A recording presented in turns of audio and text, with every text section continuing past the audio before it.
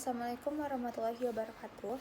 Halo teman-teman semuanya, perkenalkan kami dari kelompok 3 dan pada kesempatan kali ini kami akan mempresentasikan materi mengenai anggaran kas. Presentasi ini dibuat untuk memenuhi tugas mata perkuliahan anggaran perusahaan dengan dosen pengampu Ibu Dian Indah Hayati, SE MICC. Baik, sebelum masuk kepada pemaparan materi, berikut nama-nama anggota kelompok 3. Yang pertama yaitu Irma Ramawati Siregar dengan NIM 2304316. Yang kedua yaitu Irma Yulia dengan NIM 2304017. Yang ketiga yaitu Nadati Fasya dengan NIM 2304018. Yang keempat yaitu Nurul Aini dengan NIM 2304021. Yang kelima yaitu Rahmi Fadela dengan NIM 2304047. Yang keenam yaitu Rani Hanifa Alkansa dengan NIM 2304080.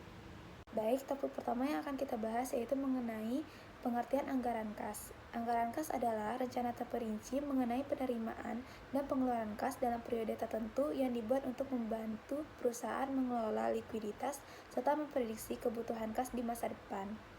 Dengan anggaran kas, perusahaan dapat memperkirakan kapan akan terjadinya surplus atau defisit kas sehingga dapat mengambil langkah antisipasi.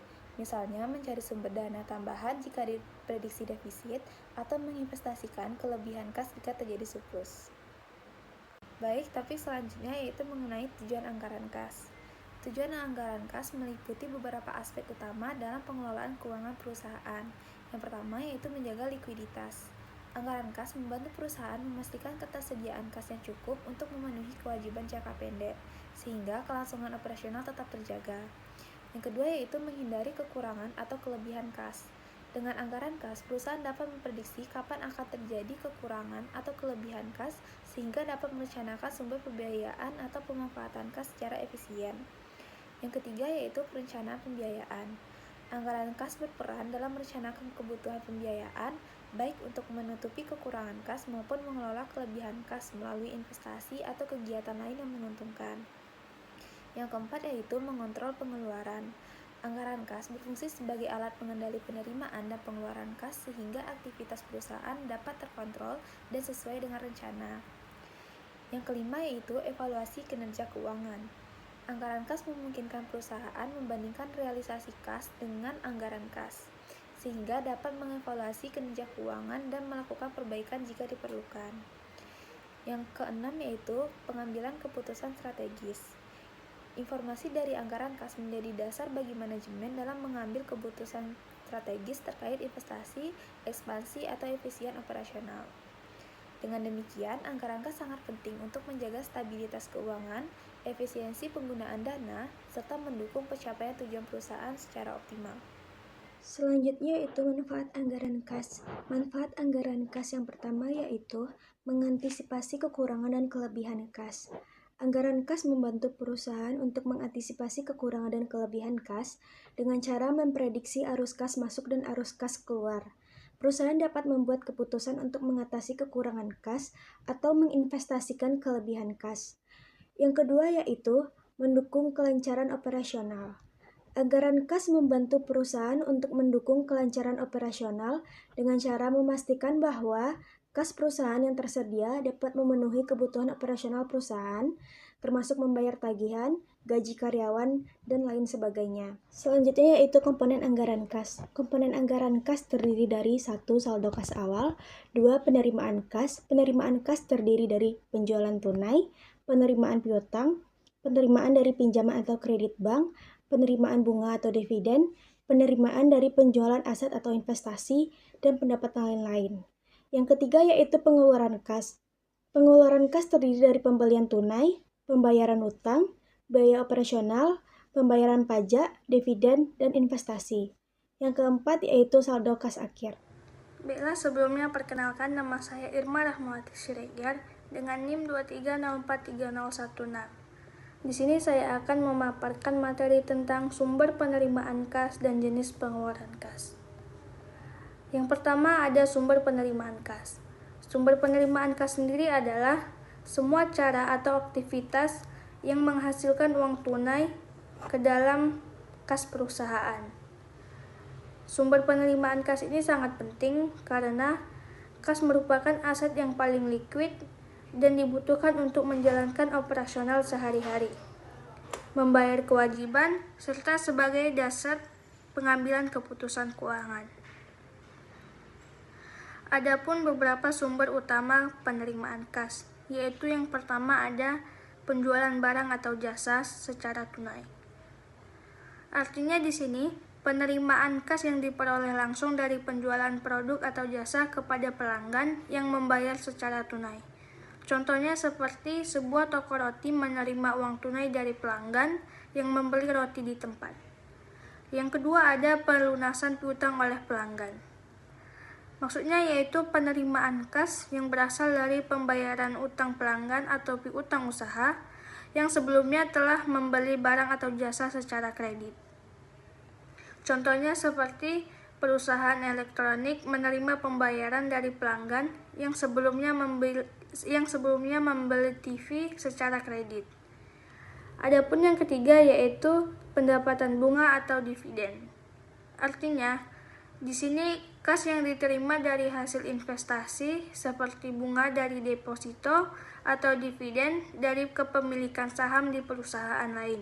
Contohnya, seperti perusahaan menerima bunga dari simpanan di bank atau dividen dari saham yang dimiliki di perusahaan lain. Yang keempat yaitu ada penjualan aset tetap. Maksudnya yaitu di sini penerimaan kas yang berasal dari penjualan aset perusahaan yang bersifat jangka panjang seperti mesin, kendaraan, atau gedung. Contohnya seperti perusahaan menjual 1 unit kendaraan operasional yang sudah tidak digunakan lagi. Yang kelima ada pinjaman atau modal tambahan. Maksudnya yaitu kas yang diperoleh dari pinjaman bank atau lembaga keuangan atau dari penambahan modal oleh pemilik atau investor. Contohnya seperti perusahaan mendapatkan pinjaman modal kerja dari bank atau menerima suntikan modal dari investor baru. Selanjutnya ada jenis pengeluaran kas. Pengeluaran kas sendiri adalah segala bentuk transaksi yang menyebabkan kas perusahaan berkurang, baik itu uang tunai, cek maupun transfer bank. Pengeluaran kas ini terjadi ketika saat perusahaan membayar sesuatu yang dibutuhkan untuk menjalankan operasional, investasi ataupun kewajiban lainnya. Adapun beberapa jenis pengeluaran kas yaitu yang pertama ada biaya produksi, bahan baku, tenaga kerja. Maksudnya di sini yaitu pengeluaran kas untuk membeli bahan baku produksi dan membayar upah atau gaji tenaga kerja. Contohnya, pabrik sepatu membayar pembelian kulit dan gaji karyawan atau produksi. Yang kedua yaitu ada biaya administrasi dan umum. Maksudnya di sini adalah pengeluaran kas untuk operasional kantor seperti gaji staf administrasi, listrik, air, dan perlengkapan kantor. Misalnya seperti membayar tagihan listrik kantor dan membeli alat tulis kantor. Yang ketiga ada pembayaran utang jangka pendek. Maksudnya di sini adalah pengeluaran kas untuk melunasi utang yang jatuh tempo dalam waktu dekat atau kurang dari 1 tahun, seperti utang dagang atau pinjaman bank jangka pendek. Contohnya seperti membayar utang kepada supplier bahan baku. Yang keempat ada pembelian aktiva tetap. Maksudnya adalah pengeluaran kas untuk membeli aset tetap yang digunakan untuk operasional perusahaan seperti mesin, kendaraan, atau komputer. Contohnya seperti membeli mesin produksi baru untuk meningkatkan kapasitas produksi. Dan yang terakhir ada pembayaran bunga atau pajak. Maksudnya di sini adalah pengeluaran kas untuk membayar bunga pinjaman dan kewajiban pajak kepada pemerintah. Contohnya seperti membayar bunga pinjaman bank dan pajak penghasilan perusahaan. Baik, kita akan masuk ke materi selanjutnya yaitu contoh kasus anggaran kas. PT Berkah, perusahaan penghasil makanan beku dengan berefisi, merencanakan menyusun anggaran kas untuk triwulan pertama tahun 2025 berdasarkan data anggaran operasional yang telah disusun sebelumnya sebagai berikut. Yang pertama, data rencana penjualan 2025, yaitu periode Januari total penjualannya 360 juta, Februari 380 juta, dan Maret 400 juta. Yang kedua, penjualan bulan November dan Desember 2024, masing-masing sebesar 320 juta dan 390 juta. Dari total penjualan, 60% dilakukan secara tunai, atau bagi yang membayar tunai mendapat diskon 1%, dan sisanya 40% secara kredit, dengan ketentuan sebagai berikut. 50% dibayar 1 bulan setelah penjualan, 45% dibayar 2 bulan setelah penjualan, dan 5% piutang yang tidak dapat ditagih. Yang ketiga, yaitu data rencana penjualan 2025. Periode Januari, biaya pembelian BB langsungnya yaitu 200 juta, Februari 230 juta, dan Maret 240 juta. Biaya administrasinya Januari 10 juta, Februari 10 juta, dan Maret 10 juta. Kemudian biaya penjualannya yaitu Januari 22 juta, Februari 23 juta, dan Maret 25 juta. Yang keempat, sisa kas. Terdapat sisa kas 15 juta per 31 Desember 2024. Kemudian yang diminta berdasarkan data tersebut susunlah A. Anggaran pengumpulan piutang Januari sampai dengan Maret 2025. Yang B. Anggaran penerimaan kas Januari sampai dengan Maret 2025. Yang C. Anggaran pengeluaran kas Januari sampai dengan Maret 2025. Dan yang D. Anggaran kas Januari sampai dengan Maret 2025, termasuk saldo awal dan saldo akhir. Baik, untuk penyelesaian yaitu schedule penjualan tunai dan kredit dalam rupiah. Untuk periodenya, di bulan November total penjualannya 320 juta, dibayar secara tunai 60% yaitu 192 juta, dan secara kredit yaitu 118 juta. Kemudian piutang tidak tertagihnya 5% yaitu 6.400.000, dan total penjualan kredit bersihnya yaitu 121.600. Di bulan Desember total penjualannya 390 juta, kemudian dibayar secara tunai 60% yaitu 234 juta, dan sisanya dibayar secara kredit yaitu 156 juta. Kemudian piutang tidak tertagihnya 7.800.000, dan penjualan kredit bersihnya 148.200.000. Di bulan Januari total penjualannya 360 juta, dan penjualan tunainya 216 juta, penjualan kreditnya 144 juta, serta piutang tidak tertagihnya 7.200.000, penjualan kreditnya 136.800.000. Di bulan Februari total penjualannya 340 juta, penjualan tunainya 218 juta, penjualan kreditnya 152 juta, dan piutang tidak tertagihnya 7.600.000. Kemudian penjualan kredit bersihnya yaitu 144.400.000, dan di bulan Maret total penjualannya 400 juta, penjualan tunainya 240 juta, di penjualan kreditnya 160 juta, serta piutang tidak tertagihnya yaitu 8 juta. Penjualan kredit bersihnya yaitu 152.500.000. Jadi di sini pembayaran secara kreditnya 50% dibayar 1 bulan setelah penjualan, kemudian 45% dibayar 2 bulan setelah penjualan, dan 5% piutang tidak tertagihnya. Selanjutnya kita masuk ke proses penyelesaian piutang. Piutang bersih akan dikumpulkan dalam 2 tahap, 50% dibayar 1 bulan setelah penjualan dan 50% lagi 2 bulan setelah penjualan. Contohnya, piutang bersih bulan November sebesar 121.600.000 dikumpulkan masing-masing sebesar 60.800.000 pada bulan Desember dan Januari. Tabel di bawah ini menunjukkan anggaran pengumpulan piutang tiap bulan berdasarkan piutang yang jatuh tempo dari bulan-bulan sebelumnya. Seperti dijelaskan sebelumnya, piutang bersih dari penjualan kredit dikumpulkan dalam 2 tahap, yaitu 50% 1 bulan setelah penjualan dan 50% sisanya 2 bulan setelah penjualan. Dimulai dari bulan November, total piutang bersihnya sebesar 121.600.000, maka 60.800.000 dikumpulkan di bulan Desember dan 60.800.000 sisanya di bulan Januari. Lanjut ke Desember, piutang bersihnya sebesar 148.200.000, maka 74.100.000 diterima di Januari dan 74.100.000 lagi diterima di Februari. Hal yang sama berlaku untuk bulan-bulan berikutnya. Misalnya, piutang Januari sebesar 136.800.000 dikumpulkan 68.400.000 di Februari dan 68.400.000 di Maret. Dari tabel ini, kita bisa melihat total pengumpulan piutang tiap-tiap bulan. Misalnya, di bulan Januari kita mengumpulkan piutang dari bulan November dan Desember, totalnya 134.900.000. Bulan Februari kita mengumpulkan 142.500.000 dari piutang Desember dan Januari, dan juga seterusnya.